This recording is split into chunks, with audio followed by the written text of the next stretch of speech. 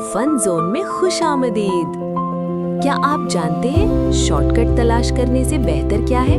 असल में मेहनत करना।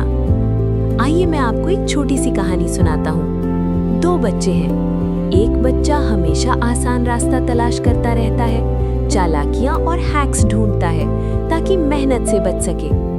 दूसरा बच्चा, वो सिर्फ अपना सर झुकाए रोजाना मेहनत करता है, प्रैक्टिस करता है और लगन से काम करता है। अब जब नतीजा देखने का वक्त आता है, आपके ख्याल में कौन कामयाब होता है? वही बच्चा जो वक्त और मेहनत लगाकर काम कर रहा था। जो बच्चा शॉर्टकट पर इन्हिसार करता रहा, वो सोचता रह जाता है कि सब कुछ क्यों गलत हुआ। सबक सादा लेकिन ताकतवर है। मेहनत हमेशा रंग लाती है।